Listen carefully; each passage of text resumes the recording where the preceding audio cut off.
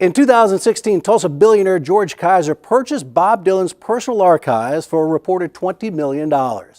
3 years later, the first public exhibit of the artist's prolific past are on display, and it's only the beginning. The answer, my friend, is blowing in the wind. The answer is blowing in the wind. The Dylan Archive spans 60 years of the Nobel Prize winner's iconic career. There are 100,000 items in the collection, and this first initial exhibition at Tulsa's Gilcrease Museum includes artifacts, music, and lyrics, but focuses primarily on Dylan's artwork. We just thought it was appropriate to explore Dylan's visual art and then complement that with a little bit of a glimpse of the archive.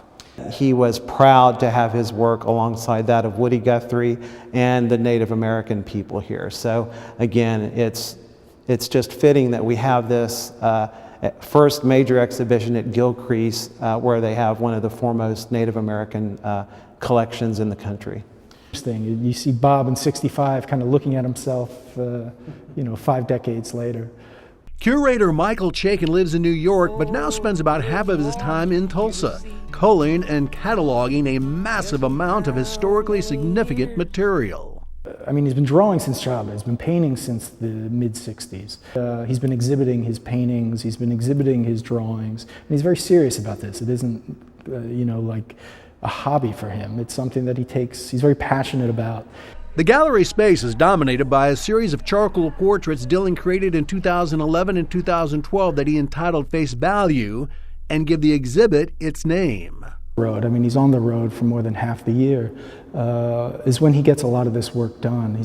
At the age of 76, Bob Dylan remains an incredibly prolific artist, and this exhibit includes several prints combining his handwritten lyrics with original drawings.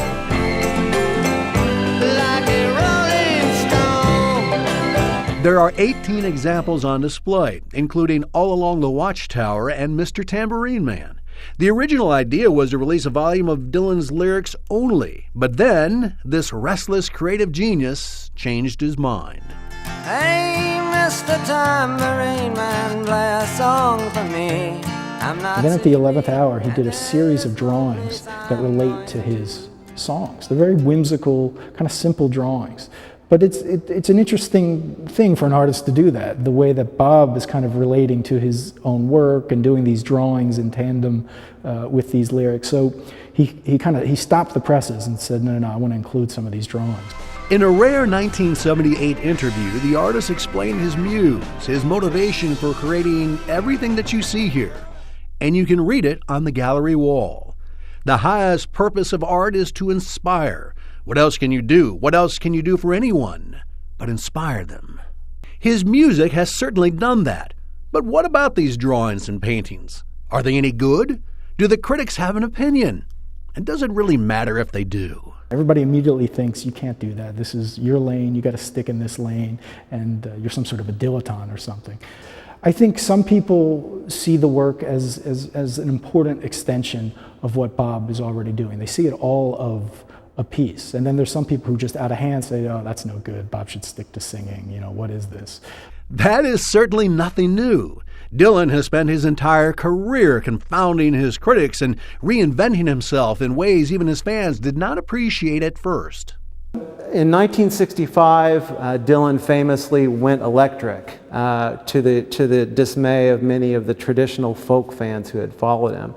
And this is the leather jacket that he wore on stage at the Newport Folk Festival. He was booed. He was booed on stage. On display next to the jacket, the actual tambourine that inspired the song Mr. Tambourine Man.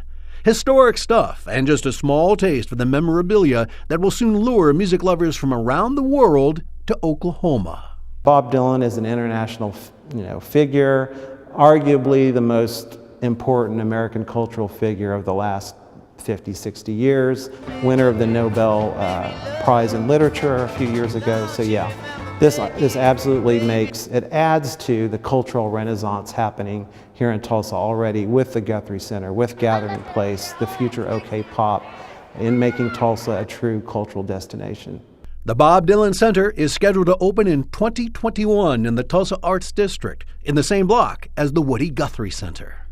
The connection there is very deep and a very important one. And I think it's remarkable that we have both collections here in Tulsa.